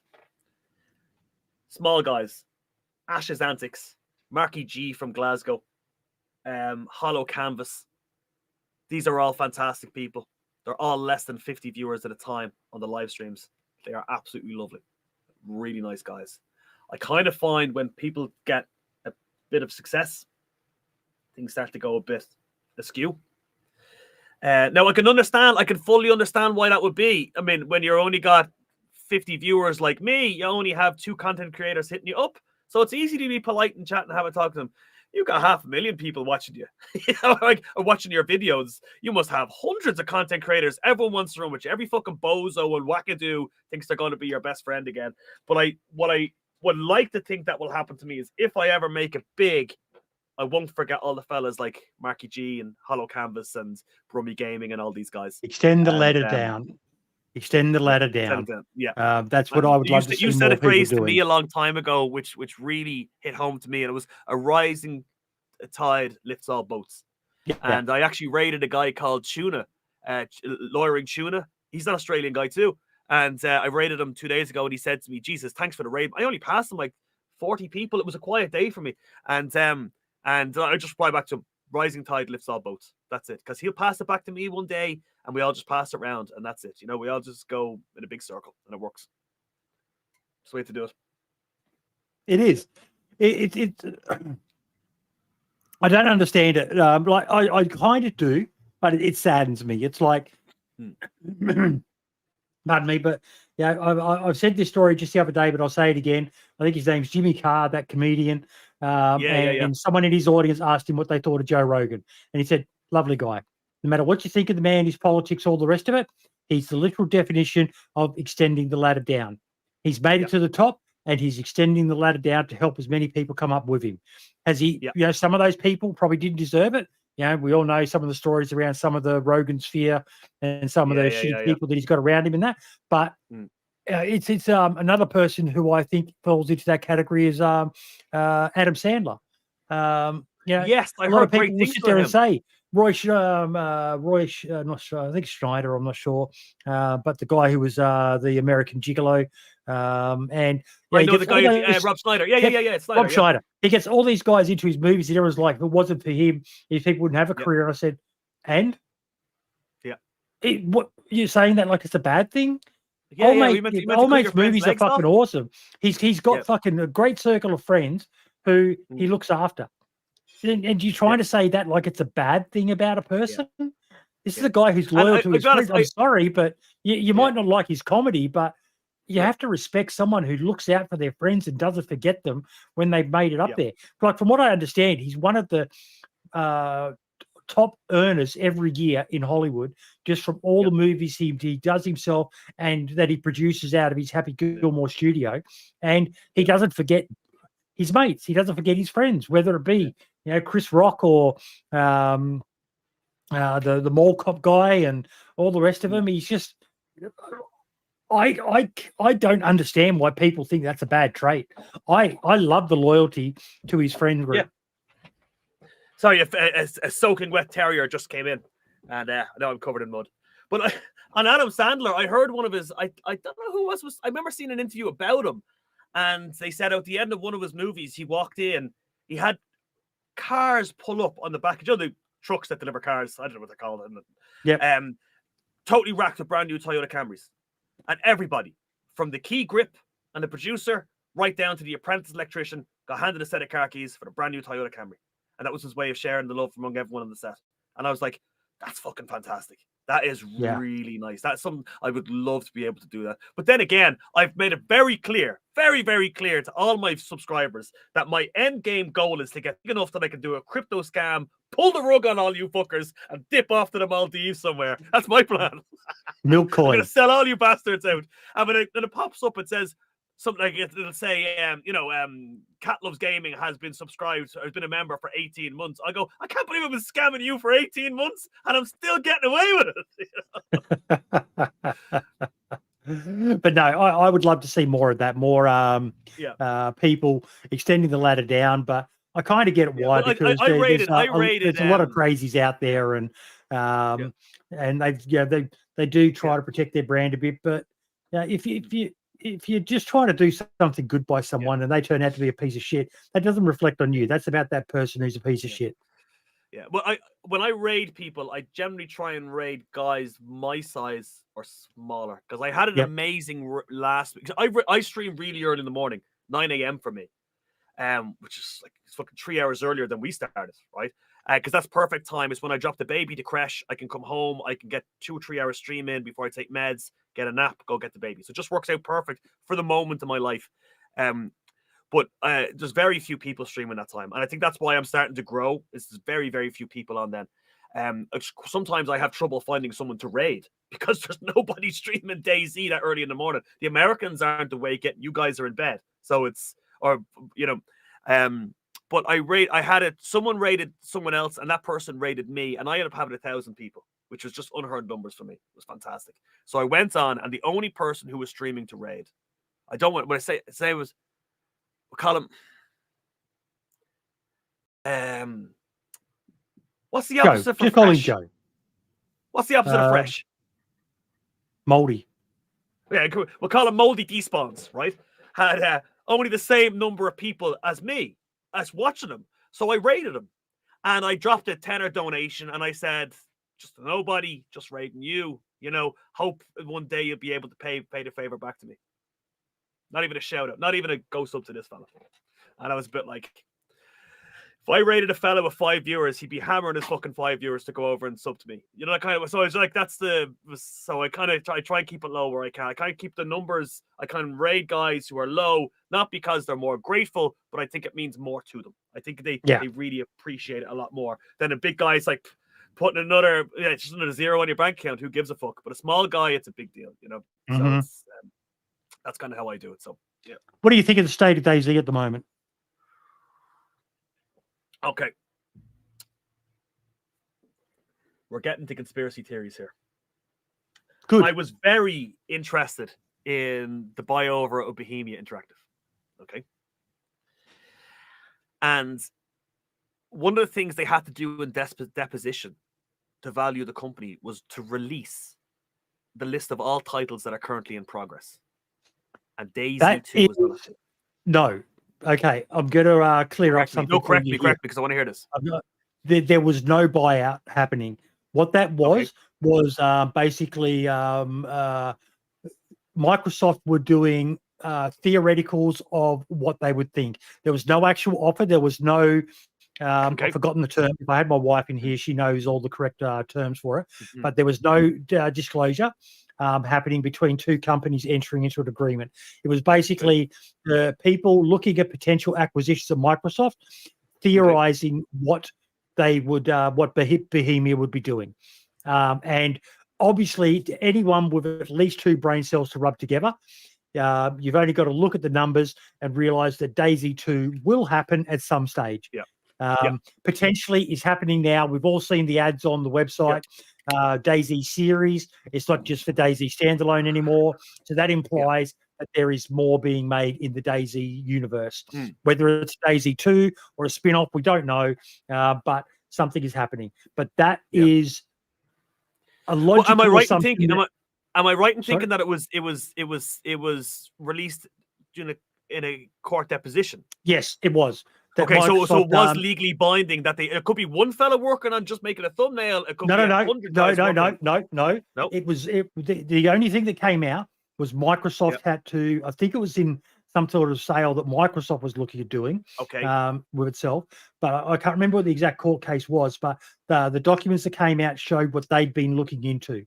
And one of those was potentially trying to buy out Bohemia Interactive, and what they assumed they would get if they bought that title. And DayZ 2 was mentioned in it, but that was not based on, unless they had a leak, someone from inside told them. They sent an email and said, "Hey, what are you guys doing at?" Maybe, but we don't know. But there was no actual disclosure for the due diligence being done as part of an actual takeover attempt. So that But one. I mean, I've yeah. I've made it no bones in either your community with creators or with my own community that I am certainly salty at Bohemia. I think what we're getting with these DLCs, which cost basically the same as the base game now, is just releasing polished versions of community maps to grind more money out of the community. I think that's what it is. I think instead of I'm going to throw a throw comeback at you because I made a post on Twitter a while ago that upset a few people, but I said DayZ is dying because I don't think DayZ's dying. No, but when I said that, it was clickbaity when I said it. The engine has achieved all it can. In its current iteration, do you need to just quickly? No, it's just my wife is just trying to get attention. Give me 2 seconds. Everything okay, hon? Yeah. No, she's going, don't get my voice on it. She's fine. She's just checking if we're still recording. That's all. Go on. Sorry about that. No, that's fine, mate. We've got a happy wife, happy life. But yeah, it's the engine has pretty much given it all they can give. It's basically at its limits, and we're seeing that. We look at how long 1.29 has been in development for.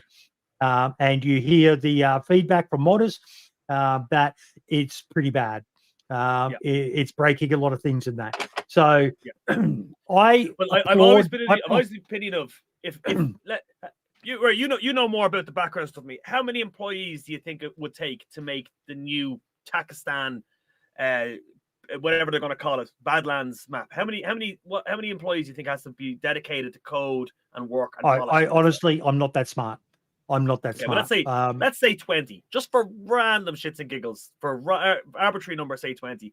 I think those 20 staff should be put over to polish towards DayZ 2, if there's a DayZ 2 in production, because we PC community have a Takistan.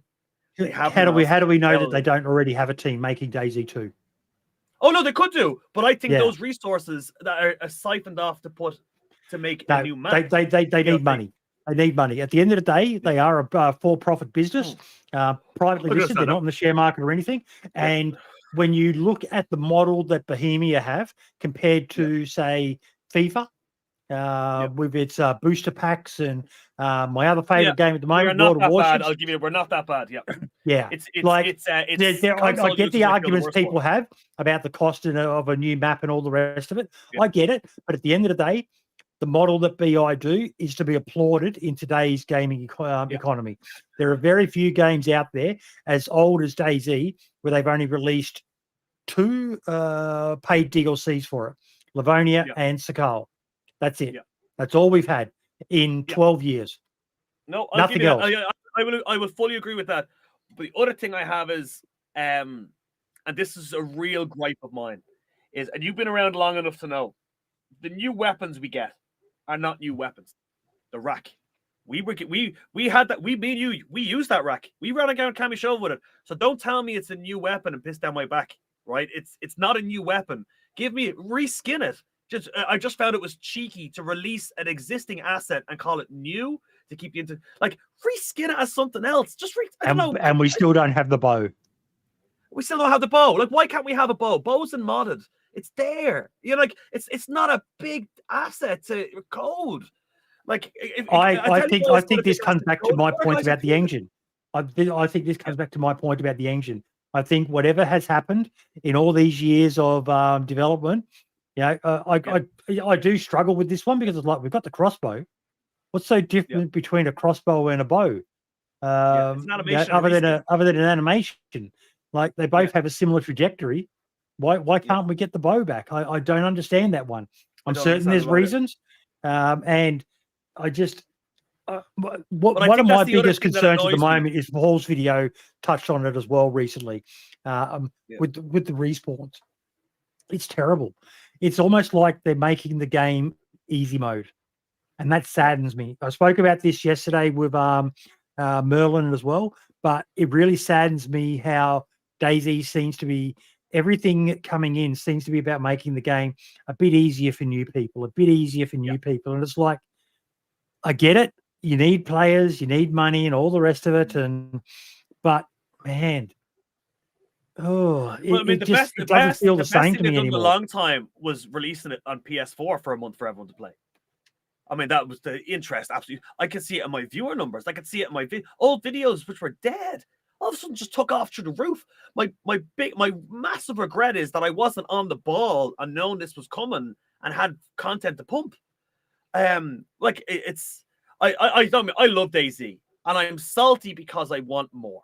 That's what it is. The criticism comes from a place of love. Yeah, it's me. I'm greedy. I want more, and I want it now. Do you know? I want it now. Give it to me, you bastards! And I have no patience. But like, I'll support it. I mean, I'm gonna play Badlands.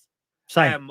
I'm gonna stream it, and I hope I'm going to love it. I didn't like Sakal. I didn't like Sakal because I love Namelsk, and I was salty that they weren't they could have just given us I would have been happy if they just gave us the milk polished to fuck, and I would have paid for it to get access to it and got rid of the bugs in the Malsk and the issues with it. There's a graphical issues in the Malsk and all, but I was like a snow map, really? Like the main DayZ's main maps are Chernarus and the Malsk, and you're just gonna go in the Malsk. Get adventurous. Give us a jungle. Give us Cuba. Console. Yeah. Console. I have to get console doesn't have the Malsk. Console doesn't have the Malsk, which was another thing I was salty about. I think that should be released for console. I think they can't because of the stalker asset. They can't because of the stalker assets. Gotcha. That's my understanding of it. In that it's okay as a mod, but for them to release it officially, there'd be a lot of money potentially having to change hands. Which again, they're not going to do. Yeah. No. I mean, they're at a stage now, and I can fully understand they want money coming in, not money going out. This is to reap the rewards of a fantastic game. That's the idea, and I can fully understand. I was in business myself, but I think they should get adventurous. Like, it's post-Soviet Union. Give us a Cuba map, right? Don't give us Takistan too. We don't we already struggled for water. Give me mosquitoes that are going to give me malaria. Give me a new disease. You know, don't just let me go thirsty in the desert where I'm going to eat with bloody hands and I'm going to have to get charcoal tablets. It's the same fucking bullshit over and over again. I tell you, the heavy metal was good. I did like the heavy metal poisoning in the water. I thought that was a very novel, nice idea. But I really think we should be drinking from swamps in Cuba in an old Soviet submarine base, and we're all fighting malaria off. We got to go get malaria tablets in the or leeches. We got to get leeches. Just novel, small things that would make it feel like an entirely new setup. But then again, I'm only shooting shit. I'm not paying the bills. I'm not running the background of it. That's me. Are you excited for Badlands? I am and I amn't. I am and I amn't. I am. Yeah, no, okay, that's a lie. I am excited for Badlands. I'm excited for something to change. I haven't played Chernarus in 4 months. I've been on Namalsk and Barmby's Livonia exclusively. That's it. So, and I will go around a load of different Namalsk servers, but the only Livonia I'll play is Barmby's because it has the pop, and it's also RP. I find RP horribly cringe, but it's RP light. So you're not forced into it, but you will get a lot more interactions, which is fantastic. Organic. For trolling people and organic RP. You get a lot more for footage and clips, which is great. But like I know Chernarus the back of my hand. I know every river, lake, tree. I could run it. I can run it in the dark. You put me in a server, it's midnight with light settings down to 0. Just tell me where I spawned, and I'll find my way up to Northwest Airfield or Vybor. So I'm excited for a new map to explore. That's what I'm genuinely excited for. I am worried they're going to make it unnecessarily difficult, like Sakal was, just for the sake of making it difficult. Like, I do have a bee in my bonnet about that stuff. Some people try out like the Malk servers, and they just make knives impossibly hard to find. Just to take, that's going to be the big challenge, to be no knives. Like, this is just fucking wasting my time. So I just hope they do it well. I hope they do it, and I will pay for it.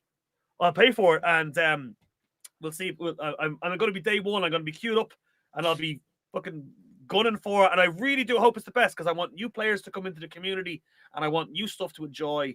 And I am very salty with my content, very spicy with my content. So you put me into a map in the desert, and you can put me in some type of headscarf, and you can put a grenade in a cooking pot I can round with. You can only imagine the type of things I'm going to be shouting. So that's you get. I'm trying to dance around this without actually saying it out loud. You know where I'm going with this. Yeah. So yeah, I'm gonna have great fun with this. Well, yeah, look, I'm touch and go.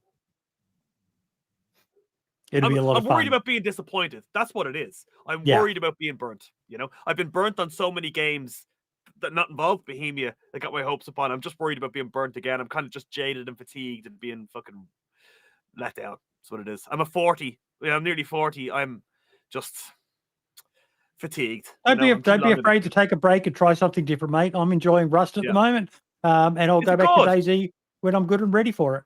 Yeah, See, plenty I of like other being games the out there. troller and not the trollee. That's what I'm worried about with Rust. I see a lot of fellas getting trolled. I like people doing the trolling, and you know, it's also quite technical in the things you can do to mess with people. So you've got to it's not so much just an easy one of psychological mind games. You got to understand the electrics and all the rest of it, and it's pretty insane some of the stuff you can do in that game. But yeah, mate, what do you got coming up in the future? What have I got coming up in the future? We have well, actually, just something I wanted to mention to you about, something we didn't touch on, and it's to do with modded servers. So this only applied to PC people. I am really down a rabbit hole of looking at the unique modded servers at the moment, not just for streaming, for my own interest. So last 2 streams I done was Jungle, Dinosaur, and the Malsk. That is, have you tried it? No. Oh man, it's called Project Fossil. You gotta do it. It is absolutely epic. There's a couple of modern weapons, but he's revamped the whole map. You should do some videos on it. You should do some videos showcasing a server. Mark's used to do it.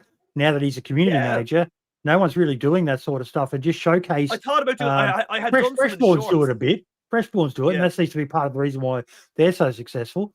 Now we check out this new server, and funny you mention that. One of the best videos I ever done was for the Walking Dead DayZ server, Board Worlds. It's gone now, I think. But that I got 50,000 views on that, which was for a short, which was huge numbers for me. I didn't break 10 usually, you know. So and that was just the Walking Dead. So I mean, it's a good idea. I might get back into that. But the other one, and I'm really excited for this. I don't know if you heard about this. It was a new one on me, and I'm doing a community run on it Saturday next week. Have you heard about DayZ Paintball? No. Okay. Obviously, you know what paintball is. You know the paintball arenas, right? They've put it in DayZ. Teams on each side. You run around the airfield. It's got all the blow-up inflatable stuff like this. We're all shooting the shit at each other. It is absolutely fantastic. Big scoreboard in the middle. I'm going to do a community run. Nobody dies. I can do open community runs because no one's going to turn up and start shooting people in the back. There's no risk of you getting trolled. And I can just have pure joy with everyone. Let me give you the name of it. You're going to absolutely love it. You need to try this. This is absolutely brilliant. Oh, my guys are going to be screaming at me. I should know this off the top of my head. Bear with me here. Here we go. Oh. Fuck. Sorry. I'm sorry about this.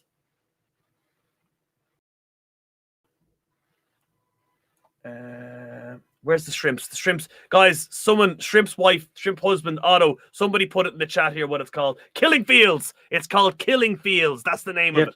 And try it. Just try it out even for the mod yourself to see what it's like. Because the paintballs, the splash, the animations, everything is done really well. And it's PvP. I use it for PvP practice where you're not having to respawn. So you're just constantly getting the beam on a guy, you know, and you can just keep going. You know, like it's without having to die and respawn and run back in again. You get hit, you're getting tagged, and you just keep it's really is. It's probably, I think I've probably increased my PvP skill up another grade at least by Killing Fields RP. Now, a lot of the time the server's dead. They mostly host events for people, but they had one on Friday, and I didn't get to go, but I watched it, and it was an absolute blast. It's just because you're running around each other, guys, on your mics, and you're shouting at each other as you're fighting, and it's a lot of laughs and good fun, and fellas come up stairwells, you're hitting them with the butt of your gun. It's brilliant. Absolutely brilliant. Absolutely love it. Absolutely love it. Milkman, thank you so much, mate. It's getting late here, so I'm going to wrap it up now. Feeling a little bit funny as well at the moment, so sorry to hear that, brother. Nah, it's all good, mate. This is just part and parcel. You're probably the same, mate. Just every now and then you just start to feel a bit weird and all the rest of it. So you got to take it easy. But I've really, really enjoyed this, mate, and I think I've definitely got to jump into a Discord call with you, and we'll talk history and shit like that, mate. Because more people need to fucking look into it. History is amazing. And we're still learning shit. We're finding out the shit that we believed wasn't true, and shit that that we thought was fake is actually true, and there's just so much you can learn. I've been we were chatting before the show, and I said I've been watching a lot lately about the Troubles, the most British thing ever for a major terrorist war, and they just refer to decades of war with the Irish as the Troubles. Because yes, we can't call it what it really is. We just say this is a little bit of trouble, going on down there. A little bit of trouble, but no, I've really enjoyed this, mate, and I cannot thank you enough. I love your values as well, mate. I love your values as well. You know, your answer about why you do this, and the misses and all the rest of it. You seem like an absolute stand-up fucking bloke, mate, and I wish you all the fucking best. That's only a future. facade. It's all about the rug pull at the end. It's the crypto rug pull. It's all fake, man. Listen, thank you very much for having me on. I really appreciate the opportunity. My pleasure, mate. It's lovely talking to you. My pleasure. All the best, everyone, and we will see you next week. My next interview is with, let me just check. I've got it. No, it only shows me the current scheduled broadcast. There we go. Next weekend, I am on with Sammy. Sammy Plays, a female streamer. She runs the DayZ's Forsaken RP server, and we're going to be talking quite heavily about mental health as well. That seems to be one of the big things I'm trying to do with all of these Milkman is, and like in your case, mate, you've got a terminal illness, but you've still got a very positive and upbeat view on life, and DayZ's a big part of that. It helps keep you sane. Gaming, it gets a bad rap from everyone, but it's not fucking bad. It's a lot of fun, and thoroughly enjoyed chatting with you, buddy. Yep. Thank you very much, brother. Thank you very much. All the best, everyone, and I'll see you next week. Ciao for now.